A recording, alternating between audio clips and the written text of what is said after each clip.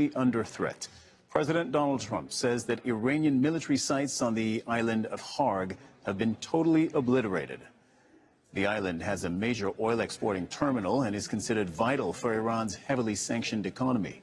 In response, Iran's Revolutionary Guard says that it will target American assets wherever they are in the United Arab Emirates. We hereby inform the leaders of the UAE that the Islamic Republic of Iran considers it its legitimate right, in defense of its national sovereignty and territory, to strike and target origins of the enemy's missile launches, including shipping ports, docks, and U.S. military hideouts sheltered within some cities of the UAE. Iran has kept up its attacks on energy facilities across the Gulf.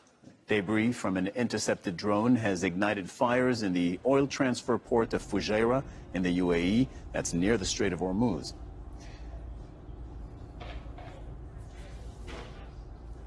We are covering all this live from Washington, D.C., from Ramallah, Doha, and the White House. First, though, Al Jazeera's Tawhid Asadi reports from Tehran.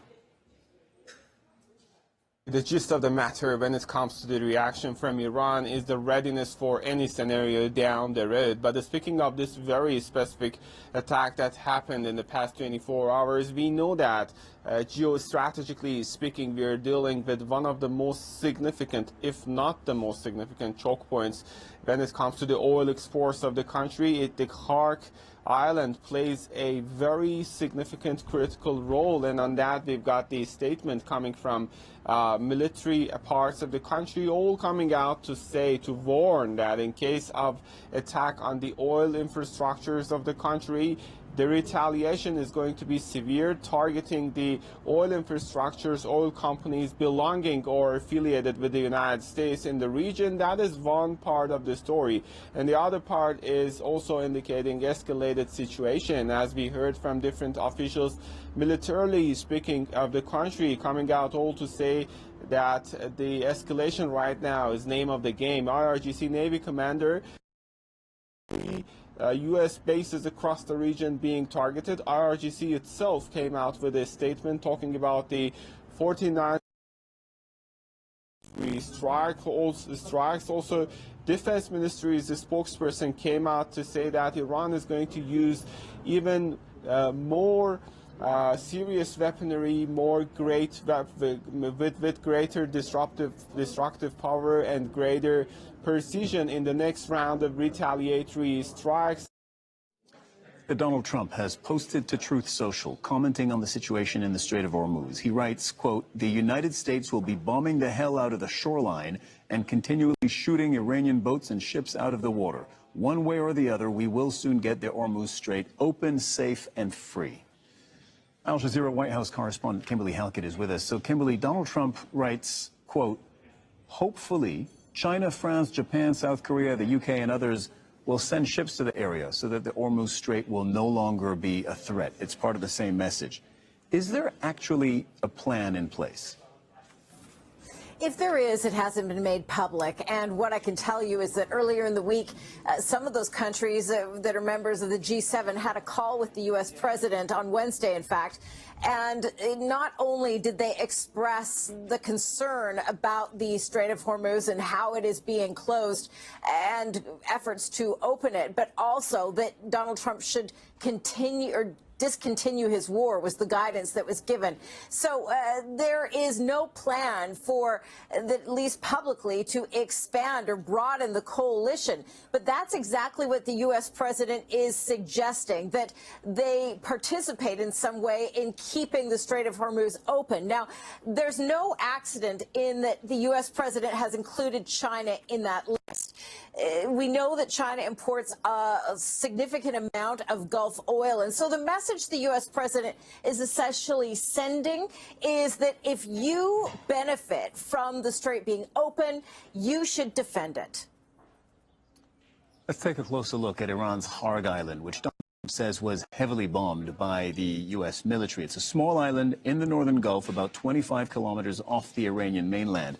It is Iran's main hub for oil exports, handling more than 90% of the country's crude shipments to global markets. Oil from inland fields is transported through pipelines to the island, where it is stored in large facilities before being loaded onto tankers. Now, Haag has a major advantage: deep waters, close to shore, allowing large tankers to dock.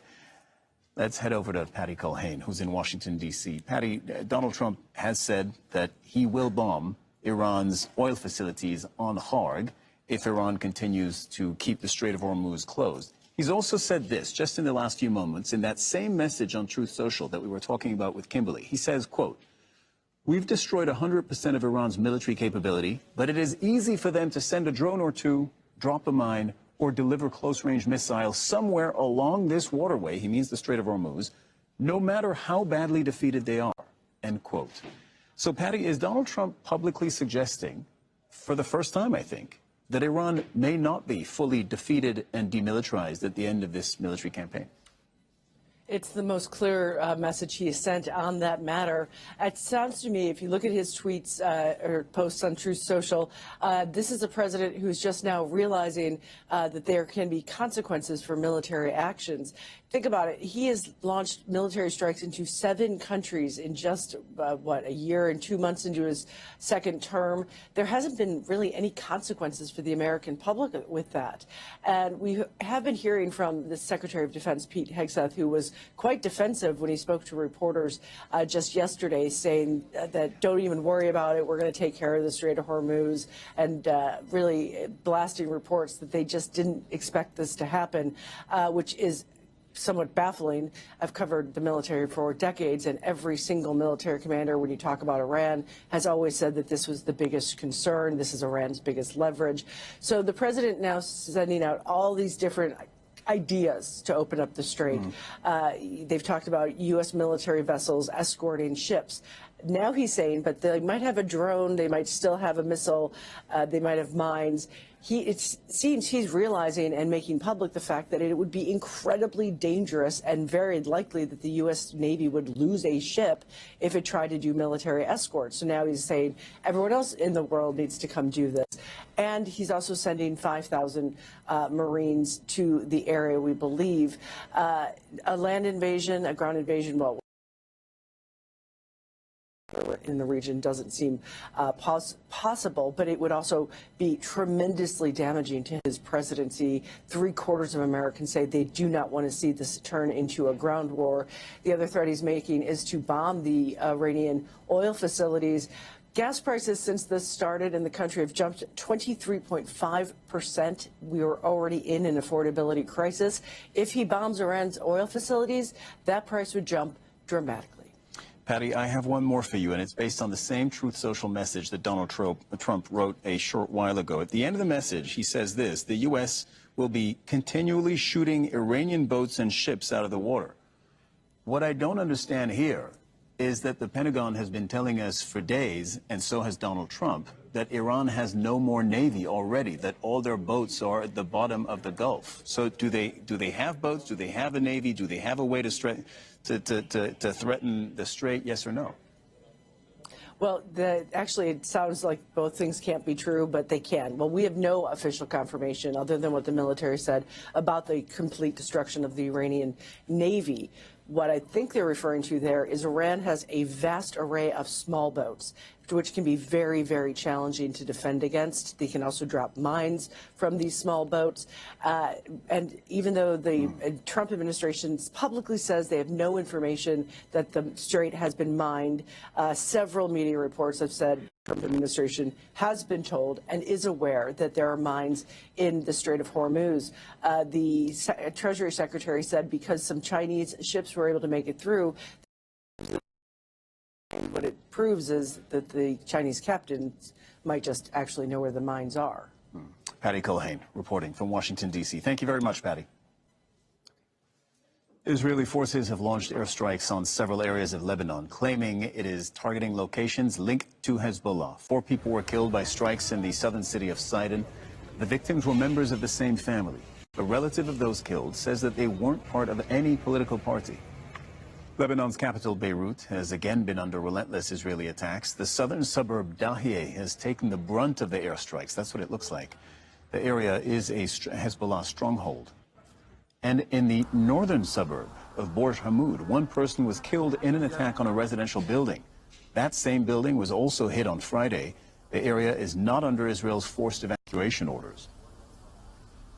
The United Nations Secretary General is in the Lebanese capital, and during a press conference, Al Jazeera's Bernard Smith asked Antonio Guterres about the legality of Israel's forced evacuation orders really across Lebanon.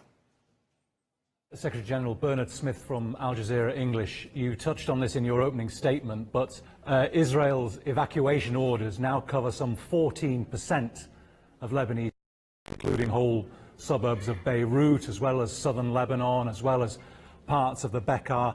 Are these sort of forced displacement orders consistent with international humanitarian law, and have you communicated any red lines to the Israelis? Well, as a matter of fact, evacuation orders in a situation where so many vulnerable population exist in the areas that are asked to be evacuated does not create enough security for civilians. And whatever does not create enough security for civilians inevitably becomes in violation of international humanitarian law. The protection of civilians is the maximum responsibility of any country at war. And it applies in Lebanon today as it applies everywhere in the world. The red line that everybody must respect is international law. And that is true for Israel as it is true for any other party to the conflict or any other country in the world. As Israel expands its attacks across Lebanon, there are now fears of an escalating ground invasion. Zaina Khoder reports from Beirut.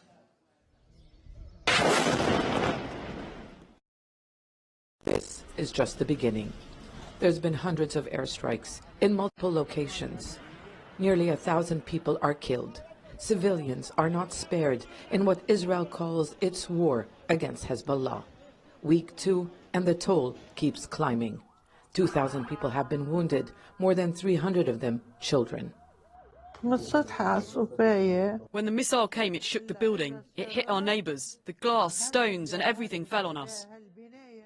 Doctors are concerned about dwindling resources with a mass influx of casualties while treating chronic and other conditions.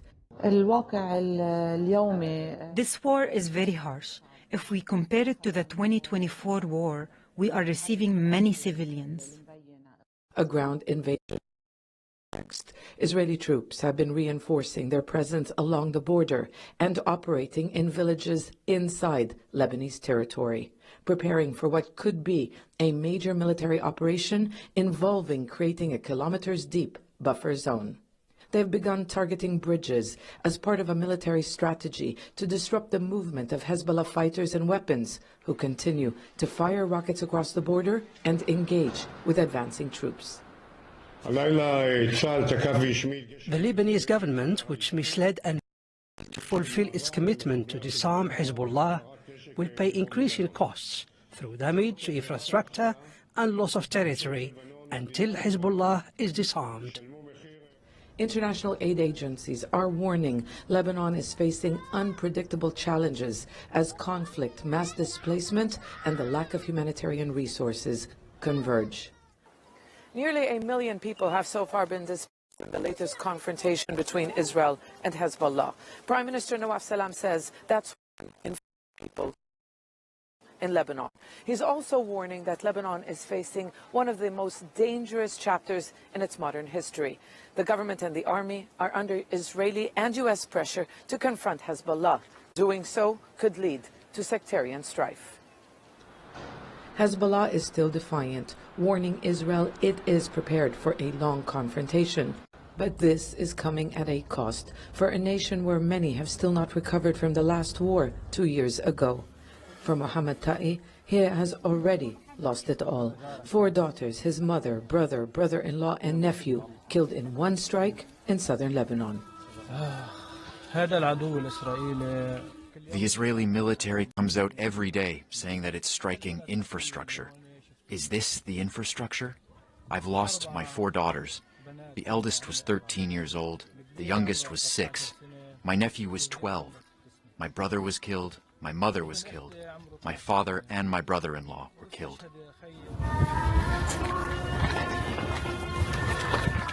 Zaina Khoder, Al Jazeera, Beirut. Let's bring in Noor O'Day, who is covering developments in Israel from Ramallah in the occupied West Bank. Noor, as fears of a ground invasion grow, and Zaina was just reporting on that, the French president has been calling for de-escalation between Israel and Lebanon through direct talks. Is Israel considering diplomacy? Well, Israel has assigned Ron Dermer, who is the personal confidant of the Israeli Prime Minister, Benjamin Netanyahu, to lead any possible political efforts or dialogue with the United States about Lebanon. Now, in Israel, there is no concern that Israel will face pressure about its operations or its plans for Lebanon. And incidentally, the Israeli cabinet will be meeting tonight to discuss the coming steps in Lebanon. The discussions will focus on a possible ground invasion, the occupation of southern Lebanon, 10% of it, all the way to the Litani River. 48 years ago today, Cyril, Israel carried out that same operation, occupying that same part of the territory. It was compelled to withdraw by the United Nations at the time. Israel doesn't face that kind of pressure today. All right. Noor, what can you tell us on Iran's, I beg your pardon, on Israel's second active front, which is Iran? Well, that front is raging on. The Israeli army says it carried out 200 separate strikes in the past 24 hours. And in the meantime, of course, Iranian missiles, have also been targeting Israeli cities twice. In Eilat, a very strategic city in the south, and at least 2 or 3 times in the wider Tel Aviv area, reaching areas even south of Jerusalem. Debris and impact has been reported in Eilat, in the larger Tel Aviv area, and even near Jerusalem. Several people have been injured, most of them in Eilat, about 7 in Eilat. Only one is described as being in critical condition. Noor O'Day reporting from Ramallah. Thank you very much. And Iran has threatened port areas within the United Arab Emirates, labeling them as legitimate targets. It has warned people in the UAE to evacuate locations near Jebel Ali Port in Dubai, Khalifa Port in Abu Dhabi, and Fujairah Port. Earlier, smoke was seen rising from Fujairah Port after a drone attack. It is one of the largest oil facilities in the Middle East. It's also an important location for refueling ships. And there have been other attacks across the Gulf countries this Saturday morning, including here in Qatar. Victoria Gatenby joins us live from the Qatari capital, Doha. So, Victoria, if we look region-wide, Iran is expanding its threats against the Gulf's energy facilities. Are there any measures in the Gulf to protect their vital economic interests? Well, Gulf states rely on a layered air defense system. They have the US Patriot system and the THAAD system. Both have been operating really effectively and shooting down almost all of the missiles and drones that come into this area and throughout the GCC. But as you've seen in Fujairah Port, even when those missiles and drones are intercepted, they can cause debris to fall, they can injure people, damage buildings, and in some cases start fires, which then damage the critical energy infrastructure in this region. And of course, across this region, there are US military bases, air bases, naval bases, but in terms of how the Iranians see those, they see those as legitimate targets. So in the last hour or so, Iranian media has called on people in the UAE at 3 ports to evacuate those areas immediately because they say US military personnel are concealing themselves amongst the civilian infrastructure, and therefore those ports in the Iranians' point of view have become legitimate targets, and they have been saying that those places will be attacked in the coming hours. Victoria, what else are you monitoring in the Gulf region today? Yeah, so quite a few attacks over Saudi Arabia. They say they've been dealing with 20 drones that they have intercepted. 17 of those were in eastern provinces, but 2 that were shot down were in the empty quarter. That's near the Sheba oil field. That is an Aramco-run oil field. It normally produces around 1 million barrels of oil a day. It has been consistently targeted by the Iranians as they try to disrupt the oil energy infrastructure in this region. And we've just heard out of Kuwait in the last few minutes that members of the defence forces have been injured. And of course, we've had the emergency evacuations in the last 24 hours here in Qatar as 2 separate missile strikes took place, both intercepted, but the strikes across this region from Iran continue. And Victoria Gatenby in Doha, thank you very much. The U.S. Embassy compound in Iraq's capital has been targeted by missiles. It is the latest attack inside Iraq, which has been coping with strikes against U.S. sites, as well as on Kurdish and on Iran-backed armed groups. Another American-linked location near Baghdad airport was also targeted by a drone Saturday morning. Mahmoud Abdul Wahed is in Baghdad. Mahmoud, what have you been able to find out about the attack on the U.S. Embassy in terms of the damage that was done and who might be behind it?